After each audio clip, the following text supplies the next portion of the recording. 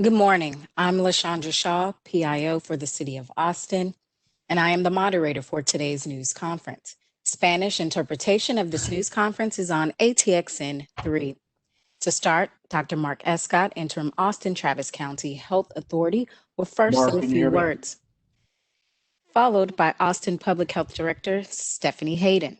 Then Travis County Judge Andy Brown, and lastly, Austin Mayor Steve Adler. We will then open it up to the pool reporter who will ask questions on behalf of the media. Dr. Escott, over to you. Good morning. Unfortunately, we have reached another critical moment in our COVID-19 fight here in Travis County and across America, with more than 250,000 Americans dead already, including about 20,000 Texans. And we've seen catastrophic surge happen around the state and around the country. I'm going to share a slide with you to demonstrate the kind of impact that we're seeing across our state over the past several months. This graph is showing us the active cases per 100,000 in the major metropolitan counties across Texas. We have been lucky. We have worked hard, and we have kept the disease spread down here in Travis County, which is this dark blue line at the bottom of the graph that you're seeing. But what we are concerned about is what's happening in El Paso, in the gray line, and what's happening in Lubbock, which is the blue line. This graph is data through the end of last week, which shows more than 4,000 cases per 100,000 active in El Paso. That number has increased over this week to 4,762 active cases per 100,000, as compared to Travis County at 161. We are not immune from this. We are not immune from a catastrophic surge. And we can see that surge is happening across Texas. It's happening in Lubbock, Dallas, Fort Worth, Abilene, Amarillo, Longview, Tyler, Midland, Odessa, and we're seeing cases rise in Houston, in San Antonio, and here in Austin. The challenge is that a surge like this in Austin will require us to have more than 600 ICU beds and more than 2,400 hospital beds just to care for the people in our jurisdiction. We don't have that many beds. In fact, when we revised and reviewed our guidance over the summer, we initially had a threshold for transition to stage 4 set at 40. That 40 was based upon ICU beds around 300 to 400. Through working with our healthcare providers and the UT Modeling Consortium, we identified that 200 ICU beds is about the maximum that we can manage, not because we don't have the equipment or the space to put people, but because of the staffing issues. And when we see surge like this happening around the state, those staffing resources are severely diminished, which decreases our ability to pull in other people from other jurisdictions to help care for patients here. Because of this, we have had to transition the thresholds for stage 4 and stage 5. Stage 4 transition is now set at 30 on the hospital admissions on the 7-day moving average, and stage 5 at 50. So this means that currently we have made the decision, based upon the data that we're seeing, the increasing in numbers of cases, which was up to 300 yesterday for the first time since the middle of August, and the increasing positivity, which is now close to 7%, that we are transitioning us to stage 4 in Travis County. This is at a time when we also must consider the fact that we're at a stage where we can still do something about it. We can still affect the increase that we're seeing and prevent a surge from happening, a catastrophic surge like is being seen in El Paso and in Lubbock. To give you an idea of what kind of impact that we can have on that through our actions and our decisions. I've got a couple of graphs here that have been produced by the UT COVID-19 Modeling Consortium. This graph demonstrates in the yellow line what happens if the transmission stays where it is today. And you can see this is a graph of the ICU beds that we would need. You can see that the prediction is that we would need more than 400 ICU beds by February and March. And that number could be as high as 600 or 700. But through our action, through our decisions, through our call to vigilance, which has been renewed, we can cut that down. If we reduce our activity and our exposure by 50% from where it is today, we can flatten the curve out again, as we've done in the past in Travis County and the city of Austin. If we achieve even greater goals of 75% reduction, we can really flatten the curve very quickly and keep it flat until we get a vaccine, which is within reach right now.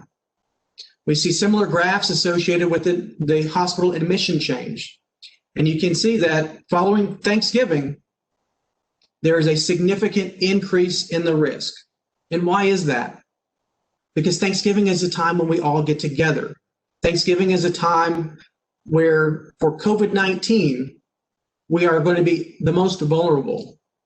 It's effectively Labor Day and Memorial Day and Independence Day all combine into one big event that, unfortunately, due to the nature of the transmission of this disease, poses the most significant risk that we've seen throughout this pandemic.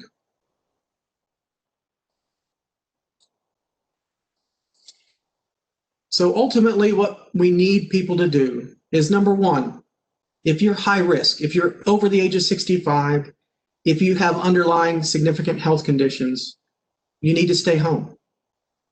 You need to send other people out if you can to go to the grocery store or the hardware store or to help you with your day-to-day tasks.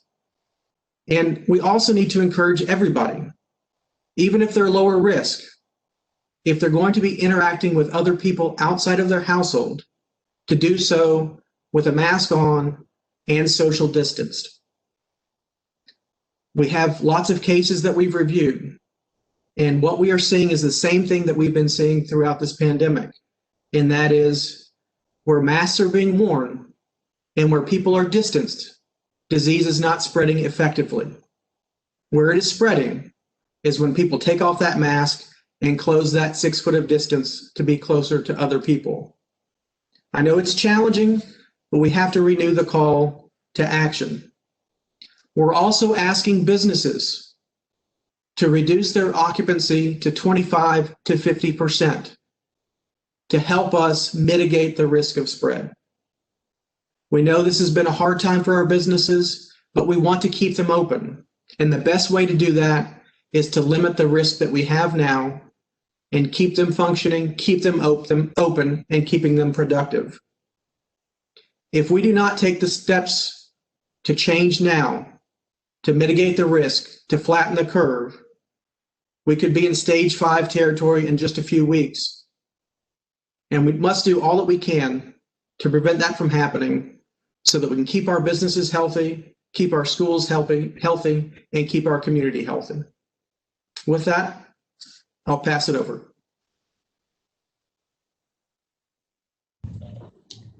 I want us to remember your older parents, your grandparents, your aunts, your uncles, and others that are a part of your family, the people who you hold near and dear to your heart, the people who you know that they've done so much for you as an individual to help with your growth and development. They're your mentors. They're the people who you look up to. We know that if you have underlying health conditions, diabetes, asthma, high blood pressure, you have underlying health conditions, you are at risk. We want you to really think about how our community has really struggled with COVID-19. We have seen that our people of color, African Americans, and our Hispanic and Latinx populations have really had a difficult time with COVID. We have all lost family members and friends that we hold dear to us. This is the time. Austin and Travis County, we've done this before. We've been here before. It is a call for action for us to move forward and look at our behavior. Take some personal time to reflect about the behavior that you have. What have you stopped doing recently? Are you making essential trips that you were not making before? Are you letting your guard down, not wearing your mask, not socially distancing? I understand that so many people have made so many sacrifices. I know folks that were supposed to get married changed their idea of what their wedding plans were. I know individuals that changed their celebrations from their birthdays. And I know so many people have made so many sacrifices. I understand that people are fatigued. This has gone on for quite a while. And I can honestly say we all understand we're living it as you are too. And it is definitely a sacrifice. This year has been so difficult, but we want you to hold on a little while longer. We've got to know that there is going to be a brighter day. We have to know that we are planning. We are a part of Operation Warp Speed. We have put together a vaccine distribution task force, and we are putting together a plan. So we want to be prepared. In the meantime, I want us to think about new traditions. So many of us use social media. Share those new traditions of what a new Thanksgiving and your holidays in December and January can look like. We are a creative community. That's the beautiful thing about Austin. We have so many creative people here.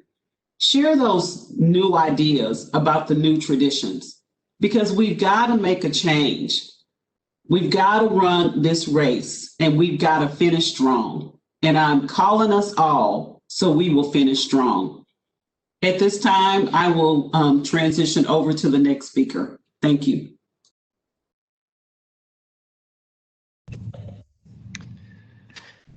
Thank you very much. Just want to say a couple things in English, and then I'll shift into Spanish. First, don't sacrifice future holidays with your family by ignoring the warnings that you're hearing today from our health professionals. If everyone does their part, I'm confident that we can prevent a crisis here in Travis County, and that means our holiday season this year will be very different from seasons in the past. We need to tailor our traditions with safety guidelines this year. We need to wear a mask, stay socially distant, and wash our hands. And we need to get flu shots. These simple preventative measures can help keep your family and others safe. We really want to avoid stage 5 at all costs. And this starts with having a plan to be safe this holiday. Good health starts at home. No sacrifique futuras vacaciones con su familia por ignorar las advertencias de nuestros profesionales de la salud hoy. Si cada uno pone de su parte, estoy seguro de que podemos evitar una crisis aquí en el condado de Travis. Eso significa que nuestra temporada de vacaciones de este año va a ser muy diferente de las temporadas pasadas. Tenemos que adaptar nuestras tradiciones con las pautas de seguridad de este año. Use una máscara. Manténganse socialmente distante de otras personas. Lávese las manos. Vacúnese contra la gripe. Estas medidas preventivas son simples y pueden ayudar a mantener a su familia y otros seguros.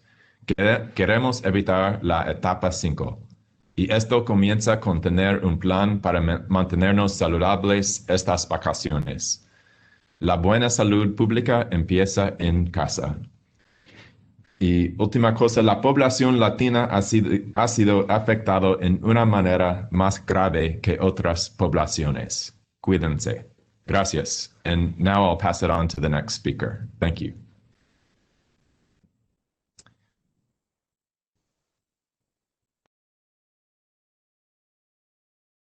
Sorry, Judge, sorry, Mayor, you are muted. Thank you. First, I want to congratulate Judge Brown on his new office and thank him for getting integrated in this process even before he was sworn in, and how he's jumped in with both feet. We really look forward to your work in this area and your leadership in our community.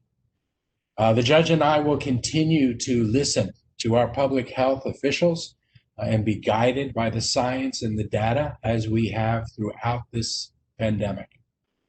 You know, when we faced a surge following Memorial Day and we entered stage 4 then, we almost reached stage 5, the red area. But our health officials signaled the alarm early enough, and as a community, we stepped up to the plate and we flattened the curve. Made you proud to be part of this community.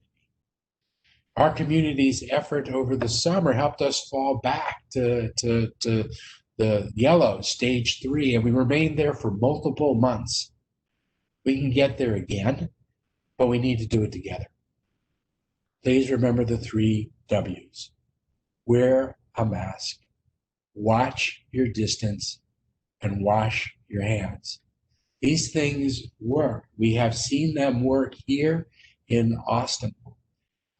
We know that if we show that discipline, we can impact what happens to us. Going to orange, stage 4 now, is asking everyone to consider your daily interactions. Ask yourself over the course of the day, who do I end up being within 6 feet of? Who do I get that close physically to?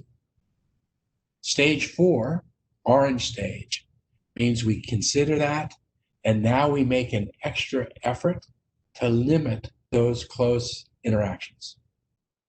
You know, if there are essential interactions that you can't limit that way, then make sure you're wearing a mask, make sure you're distancing so that we can slow the spread of the COVID-19. The goal here is to avoid overwhelming our hospitals and our intensive care units, to enable our healthcare workers to be safe and to keep us safe and to save lives. We're also going to increase enforcement efforts. People crowding together, people around others not wearing masks, because this is going to take all of us working together in order to protect our entire community. So today, we move to orange, risk 4, because with more discipline, we can avoid red, risk level 5.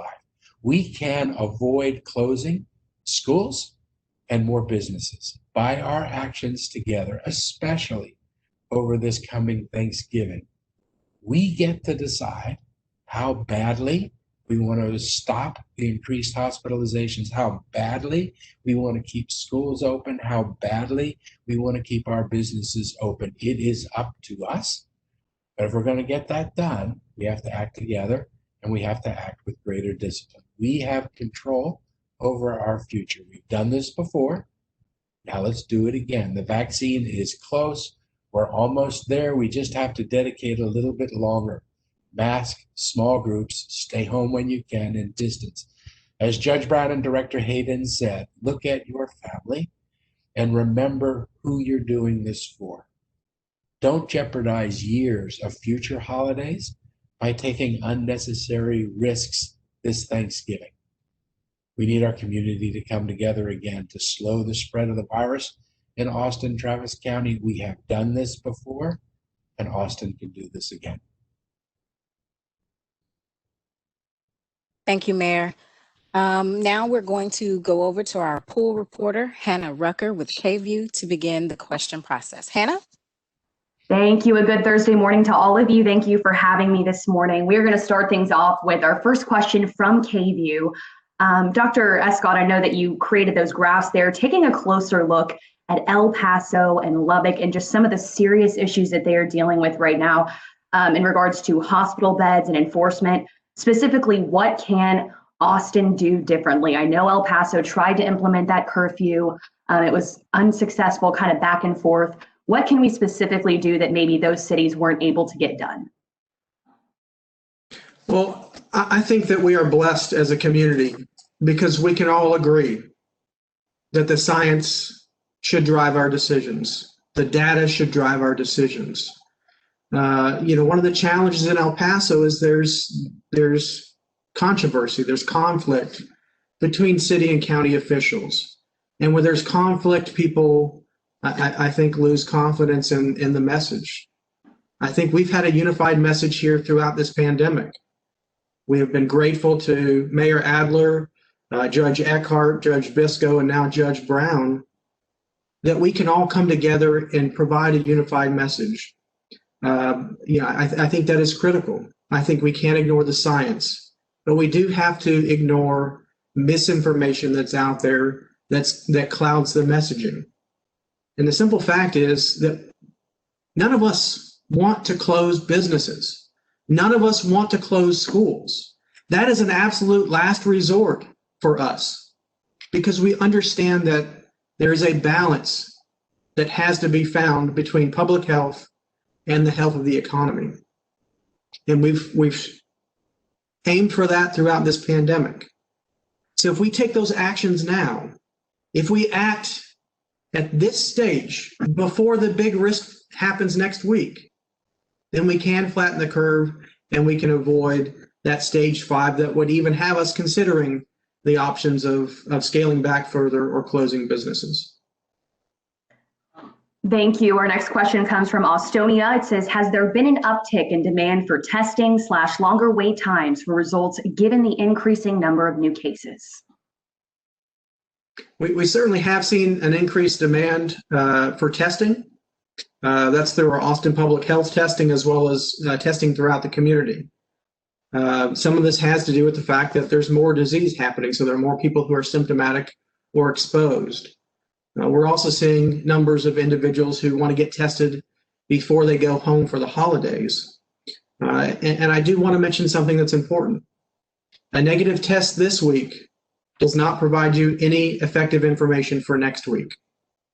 So again, as we saw with the White House Rose Garden event and other similar events where testing happened beforehand, the testing is only one part of the puzzle. The masking and distancing is still critical. So if folks are choosing to have a gathering despite the warnings, it should be with a mask on, it should be socially distanced.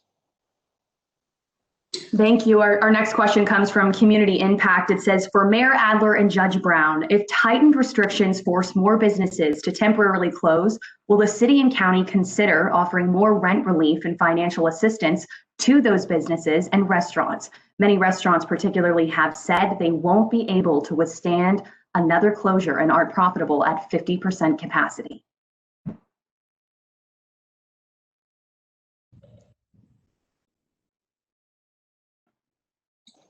Mayor, you're muted.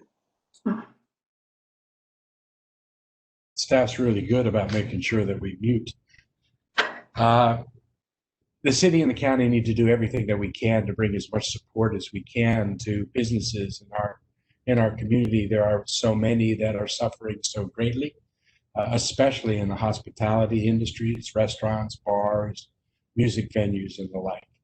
And between us, we have sent out tens of millions of dollars. That said, this crisis has gone on for a long time now, and we need Congress to act.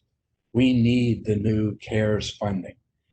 We needed this new CARES funding 4 months ago, and I felt like it was going to happen 3 months ago. Then it became a political issue before the election. Everybody should be reaching out right now to our delegations in Washington, because that's where the funding for this kind of relief needs to come from. And we are doing everything we can, working with our delegations in Washington to urge them to act. And I continue to work with the United States Conference of Mayors to bring that kind of pressure also nationally. And we have a strong delegation here locally that has stepped up and is working hard to bring those dollars back to our community. But that's where that funding needs to come from. I completely agree with the mayor on this point. I think what we're doing today is trying to avoid getting to that point, and we're trying to ask everyone to stay safe, stay socially distanced, consider not visiting relatives this year if you can, so that we can stay safe and have good holidays and good visits next year and in the future. And at the same time, help our local businesses by following science, taking a lot of precautions right now in an effort to get through this as quickly as possible so that we can all get back to business and supporting our local economy and having our kids go to school. So I'm going to join with the mayor and every other person here in Travis County to ask both at the state level and the federal level to help us out, help our local businesses out as we go through this time period.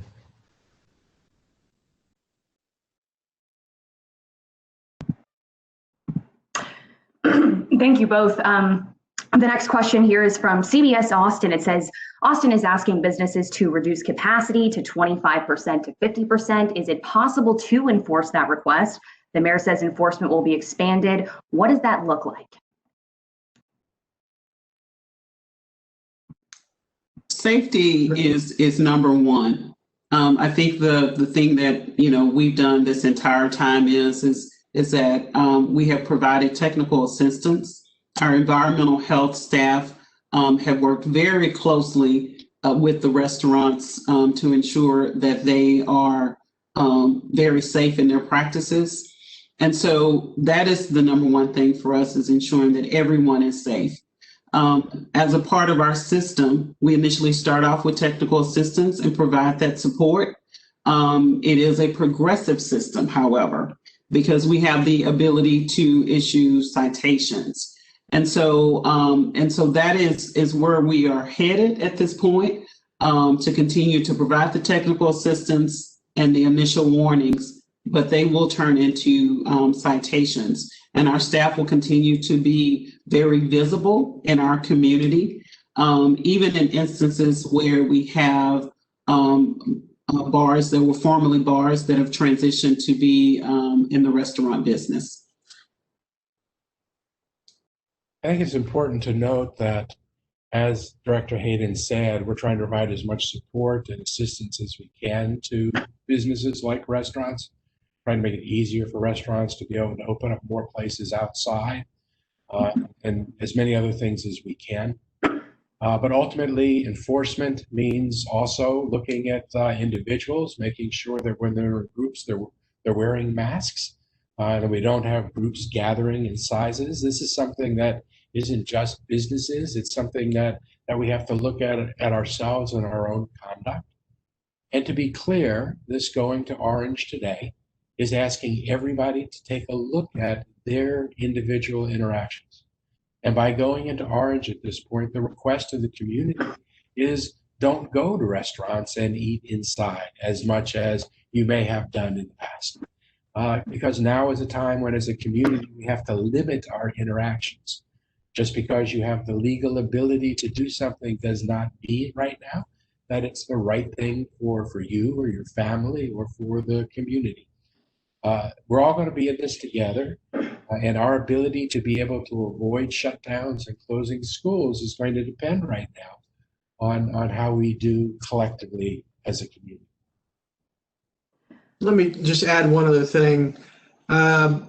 We've got to understand when we're talking about eating in restaurants or going out to public places, we're not seeing random people infecting one another.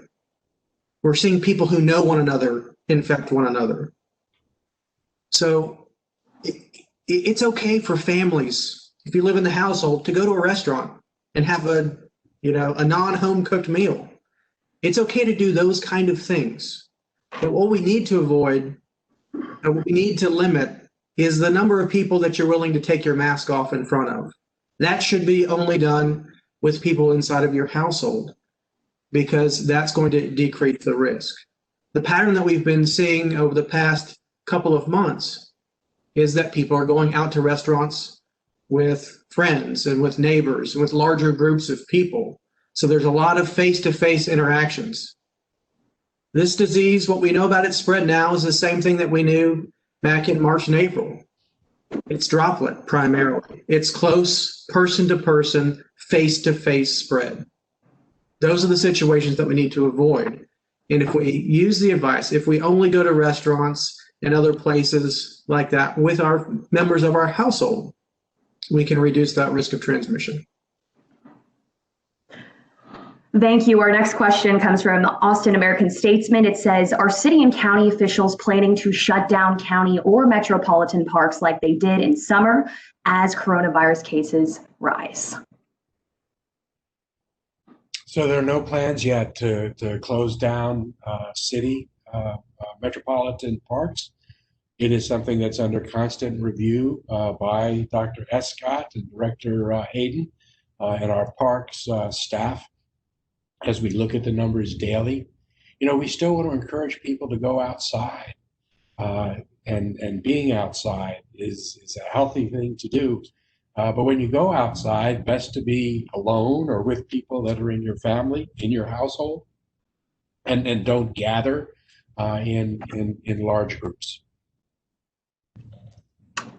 Yeah. Similarly, at the county level, no current plans to do so. And that's frankly why we're here today, asking people to be safe and wear their masks and stay socially distant. Like the mayor said, I personally go running almost every morning and I wear a mask when I do it. And I do it with a member of my household or by myself. And so I would encourage people in every aspect of their life when they're outside of their house to make sure that they're wearing a mask so that we don't get to those points that you're asking about.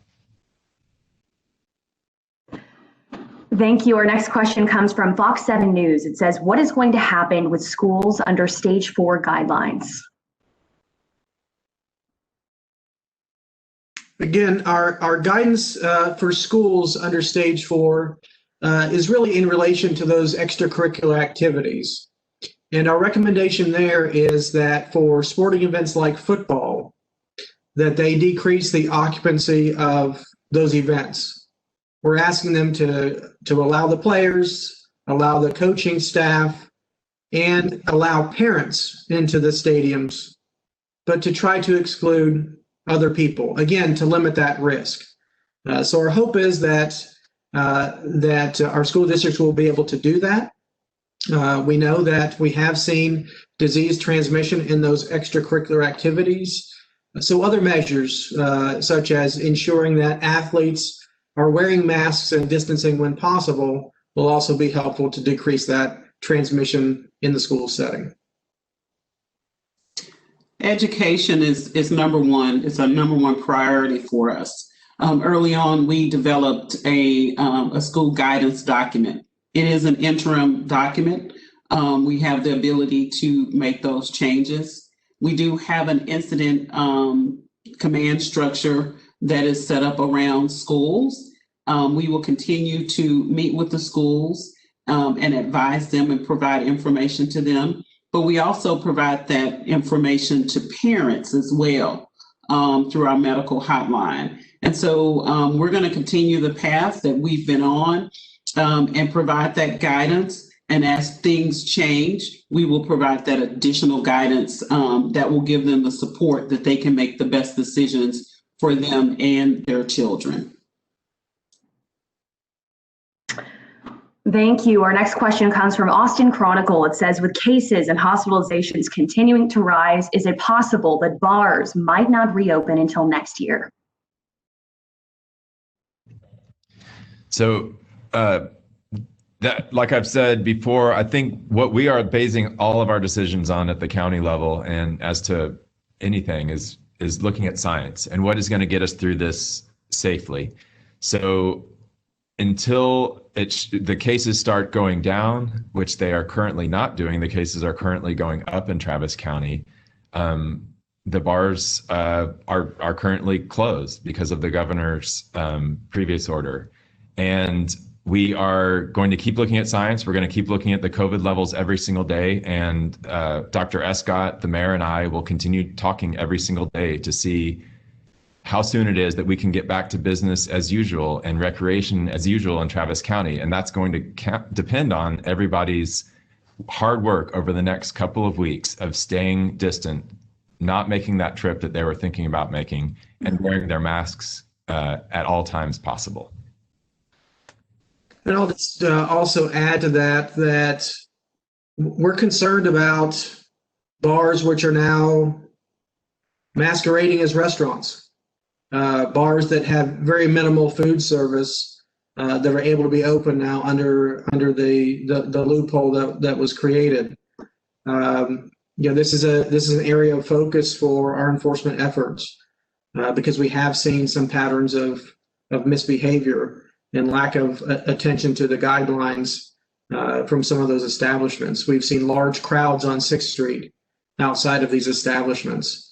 I think it's important that the bar industry work hard to sort out how to do this better, how to make things safer. But we know the nature of a bar is that people are drinking alcohol. People are often face to face. And those two things combined for this pandemic creates a scenario that is very dangerous, particularly as Judge Brown just said, in a time when cases are rapidly increasing. So we have to continue those efforts. We'll continue to monitor the data, and we will make recommendations based on that. Wonderful. That basically answered the next two questions. I'm going to bop down here to Co-op Radio. It says, is Travis County, the city of Austin, and APH planning a public education campaign to convince vaccine-averse people to take a vaccine?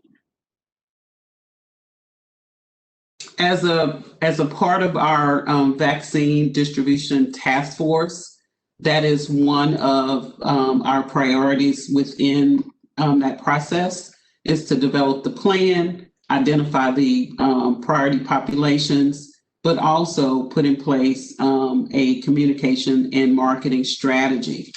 And one of the things that we've done in the past, which seems to work very well, is use some of our leaders in the community that may be willing to be a part of that marketing strategy.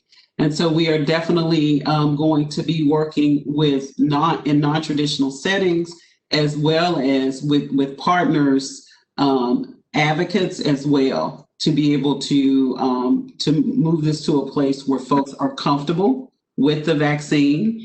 We have also shared in September that the pharmaceutical companies have made a pledge, and they've made a pledge that they would follow all of the existing priorities, including working with the FDA and the review committees. So there will not be any short steps that they will take. And so we are going to continue to work with them and continue to monitor the information that they provide about how efficient the vaccine is. And we're going to be transparent and share that with our community along the way. Thank you. Our next question comes from Univision. It says, can you go over what phase 4 means, the do's and don'ts for those who might have forgotten?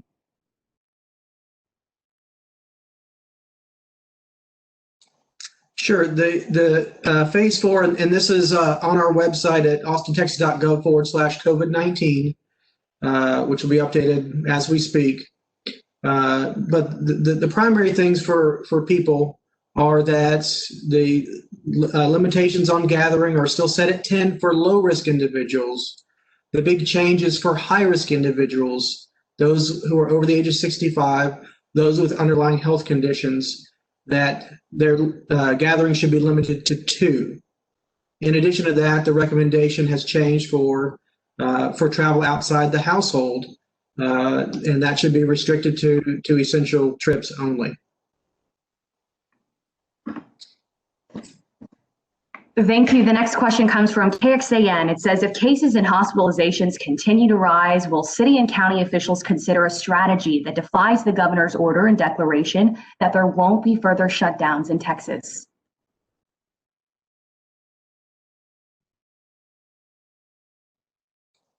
Mayor, you're muted.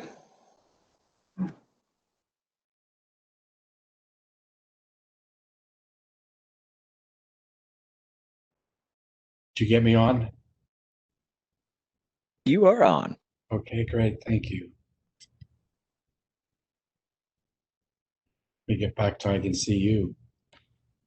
The governor has said that he would follow the science and the health experts, and if he does that, then he's going to end up taking the action that's going to keep communities like ours safe. We need to be spending our time and energy right now enforcing the rules that are in place and getting everybody to reduce their interactions and masking, because with that, we can avoid getting to a place where any kind of drastic action is necessary. But I would point out that right now there's a crisis in El Paso and Lubbock and Amarillo. The governor sent hundreds of healthcare personnel to them. Really dark clouds are gathering in Tarrant and Dallas counties. Numbers rising in Houston and San Antonio. So unless we can slow our numbers, the governor won't have enough extra healthcare professionals for the growing need in the state. I expect the governor to act appropriately if that point comes, but we're not there. I think now everyone needs to focus on preventing the worst case scenario from coming before us. And our community just needs to know that we're going to continue as we have done and will at all points to do everything that we can and we need to do to keep our community safe. Mayor, I'll just add on, as Mayor Elder just said, we have the power as a community to avoid a catastrophic circumstance like El Paso. And we have responded to that call in the past. We responded to it in the spring when we didn't have PPE or testing. We responded in the summer when we faced our initial surge. And I feel confident we'll do it again. And if we can find that balance, if we can reduce our risk while we keep our businesses open, then we'll have the best of both worlds. We'll have an economy that is able to maintain itself until the vaccine is there, and we'll be able to ensure that we can continue to provide care for people for COVID-19 and other illnesses and injuries. Now remember, if we run out of hospital beds, if we run out of ICU beds, we don't run out for just COVID-19, we run out for everything.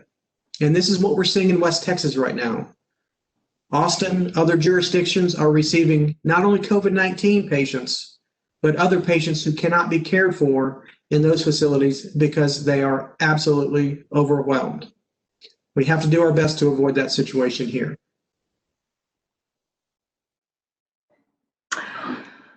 Thank you. Our next question comes from KView. I know you guys have made it clear that schools are a top priority right now. We've seen local teachers who are taking to social media to really express their growing concern with being inside schools.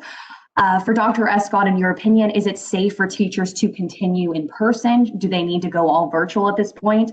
Also, are there plans to make testing available at all local schools? I had this conversation last night with my wife, who is a counselor at a local high school. I understand the concern. I understand the fear. I understand the anxiety. But it's important for teachers to understand that we are not seeing transmission in the classroom space.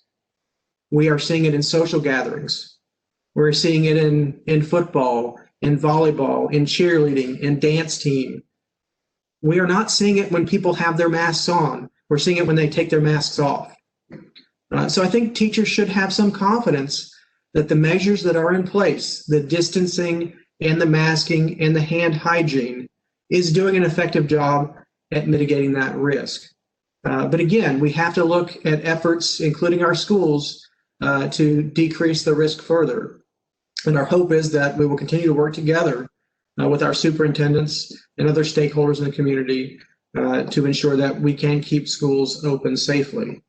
We have a coalition for our schools that has testing available for schools that are facing surge. Some of the school districts themselves have received allocations from the state for rapid antigen testing. So we will ensure that testing is available should those school districts need it.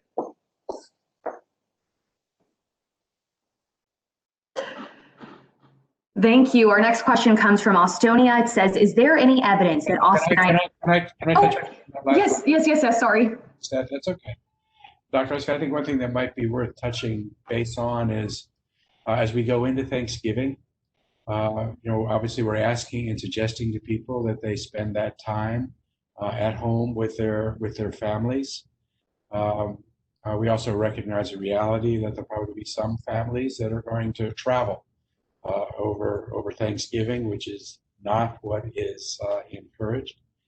But parents should think about whether or not, if they do travel with children, whether it's appropriate or right for them to send those children to school that first week, coming back from that in order to help keep the schools safe.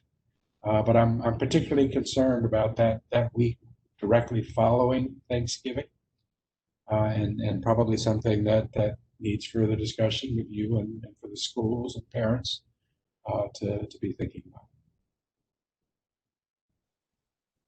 Yes, Mayor, I completely agree with that. And as you point out, that is the prime time for risk in that first week to 10 days following Thanksgiving.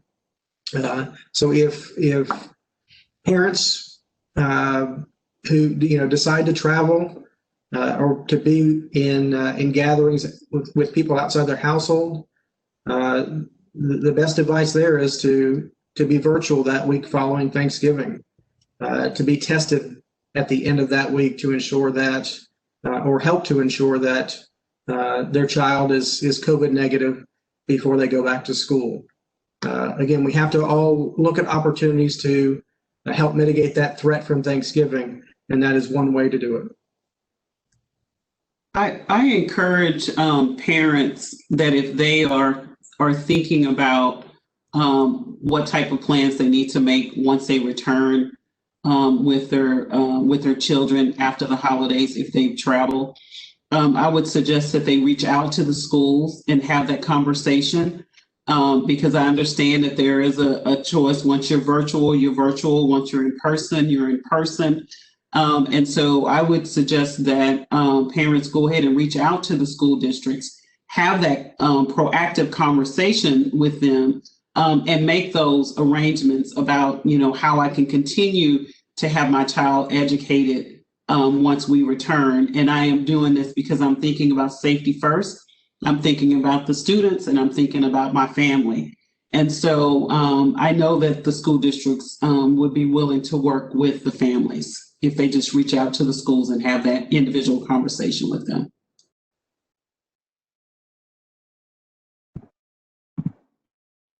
Thank you. The next question is from Austonia. It says, is there any evidence that Austenites are changing their behavior given the warnings from local officials and reports of a surge?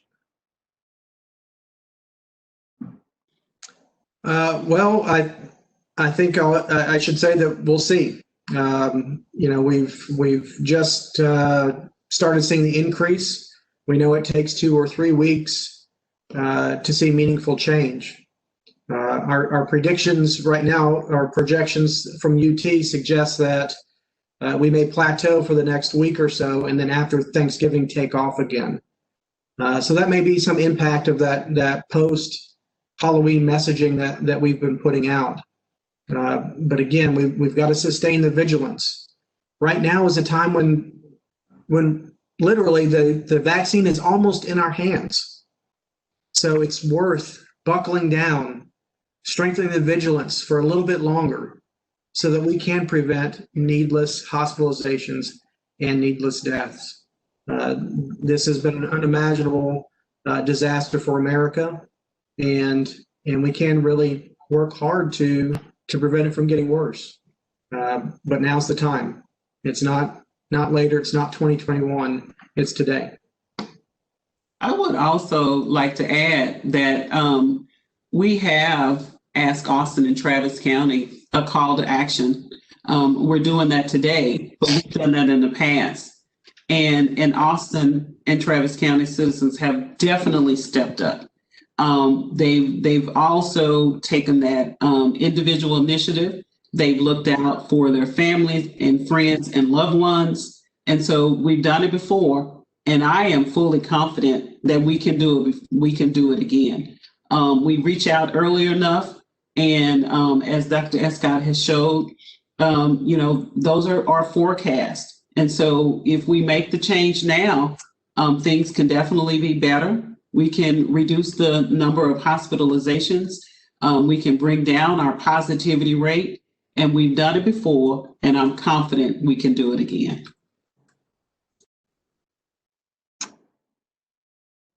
All righty, I think we have time for one more quick question. This last one is from CBS Austin. It says, other jurisdictions have said that contact tracing is identifying big box stores and popular restaurants as spreader locations. Is APH seeing the same situation? We are not seeing in our contact tracing. What we are really continuing to tie our positivity rate to are the gatherings, the parties that individuals are attending. And we're also, from a school perspective, as Dr. Escott has stated, we are seeing it in extracurriculum. So we're seeing things that are happening outside of the school that students and or parents are testing positive. And so it's those decisions that individuals are making to continue to have behavior like we're not in a pandemic response. And so that is our goal, is we really want everyone to take a step back and evaluate your behavior and make the most appropriate changes that you can make so we can just finish this race strong. All right, I think we're done with the question portion. I really appreciate you guys taking the time every week to do this, and I'm going to pass it over. Thank you. At this time, we would like to start our closing remarks. Dr. Escott, we will begin with you and follow in the same pattern that we did as when we opened. So thank you. And, again, our cases are rising, our hospitalizations are rising, our ICUs are getting more full at this stage. We still have capacity here. Our hospitals are still open and functioning and are not in crisis right now. Now is the time to act. Because we had to change our ICU capacity, we are now at stage 4, having surpassed the threshold of 30 new admissions on Sunday. And we have a significant threat in the coming week, and that is Thanksgiving. We need to be mindful of the risk that Thanksgiving poses in our community, and we need to continue traditions in a different way to ensure that we can protect ourselves, protect our family, and to protect our community. This is a call to action. We are wanting you to really think about the older individuals in your life, whether it's your parents, your grandparents, people that have mentored you, your godparents, people that you love so dearly. We are wanting you to really think about, how has my behavior changed? How can I recommit? I really want you to think about what motivates you as an individual. And if it's your loved ones and keeping them safe, or if it is making sure that I have children and I want to make sure I have nieces and nephews and I want to keep them safe, or I have, older people in my family that I really want to keep safe. So think about what motivates you. We all have to establish new traditions. I think we're in such a virtual world now. And so how can you share that with others? Use social media. Send an email about what you and your family are going to do this year to really, really change and put safety first. We understand that individuals are really getting tired. We have people in our community that have really struggled with mental health challenges. Please reach out to our crisis hotline and contact them and have those conversations. For those of you that have family members that really struggle with mental health, whether it's depression or anxiety, please reach out to them. Establish a process where you can let them know that no matter time of day or night, that you're going to be available for them. You're going to be their safety partner, and you're going to be that person that can really help them safely navigate through. You'll help them, connect them to the help that they need if they have any mental health challenges. In closing, we have testing availability. We have extended our hours of operation. So please either go onto our website and schedule to take a test, or call our medical hotline number to schedule to take a test and walk into one of our sites. Thank you.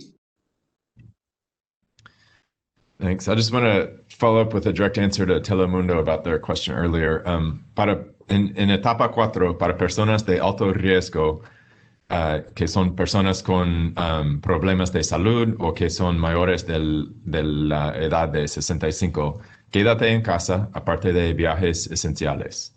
No se reúne con más de una otra persona a la vez y lleva máscara siempre. Lleva máscara siempre cuando esté fuera de casa. Y para personas de bajo riesgo, no se reúne con grupos más de 10. Lleva máscara siempre. Y siempre lleva la máscara cuando esté fuera de la casa. Y evitar comer adentro de restaurantes, en el interior de restaurantes si puede. Thank you very much, and I'll pass it to the next person.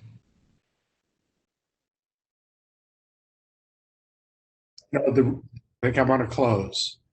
The reason that we moved to orange, risk level 4, is because with more discipline, we can avoid red, risk level 5, and the closing of schools and other businesses. By our actions together, especially Thanksgiving, we get to decide how badly we want to keep schools open. By our actions, we're going to show how serious we are about whether we want to stop the increase in hospitalizations. The bottom line here is we have control over our future with our conduct. Now, we've done this before. We just need to do it again. The vaccine is close. We're almost there. We need to commit just a little bit longer. Mask, small groups, stay home when you can, distance. Look at your family and remember who you are doing this for. Don't jeopardize years of future holidays for you or for other Austin families by taking unnecessary risks this Thanksgiving. We're in this together, and we can get this done. I want to thank Dr. Escott, Director Hayden, and their staffs for the 24/7 work that you all have been doing to keep our community safe. Thank you. Thank you. That concludes our news conference for today. Thank you to APH Director Stephanie Hayden, Dr. Mark Escott, County Judge Andy Brown, Austin Mayor Steve Adler, and our KVUE pool reporter. Thank you. Have a great day.